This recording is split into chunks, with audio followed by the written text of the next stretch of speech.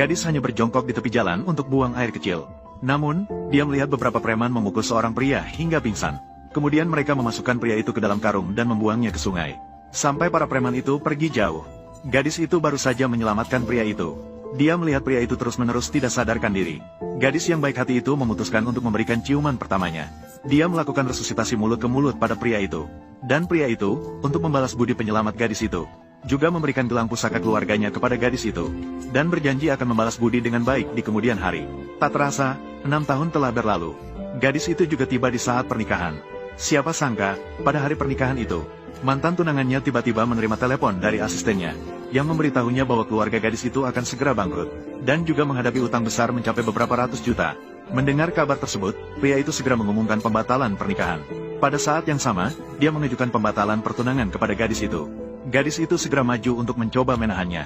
Namun pria itu sama sekali tidak memperhatikan hubungan mereka yang telah terjalin selama bertahun-tahun.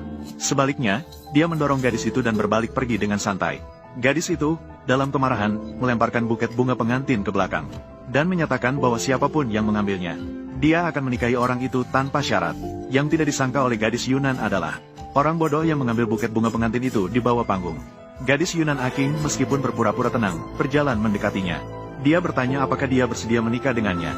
Menikah denganmu? Apakah setiap hari ada mantou untuk dimakan? Ada. Setiap hari ada. Menikah. Meskipun gadis itu penuh kekecewaan dan ketidakrelaan, dia tetap memilih untuk menjadi pasangan dengan orang bodoh itu. Namun gadis itu tidak tahu bahwa, orang bodoh di depannya ini, adalah pria yang diselamatkannya 6 tahun yang lalu. Dan orang bodoh itu juga bukan benar-benar bodoh. Sebenarnya identitas aslinya tidak sederhana, melainkan dia adalah anak sulung dari keluarga terkaya di daerah ini. Dia berpura-pura bodoh, juga ingin mencari tahu kebenaran tentang dirinya yang disakiti 6 tahun lalu. Siapa sangka dia justru mendapatkan berkah dari musibah, menikahi seorang gadis yang tidak mempermasalahkan dirinya. Dan ketika gadis itu melihat orang bodoh itu bersih-bersih, dia pun tertegun seketika. Apakah ini masih suami bodoh yang saya temukan?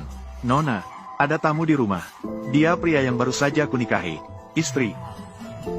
Pakaian ini tidak nyaman. Ayan, jangan pakai itu.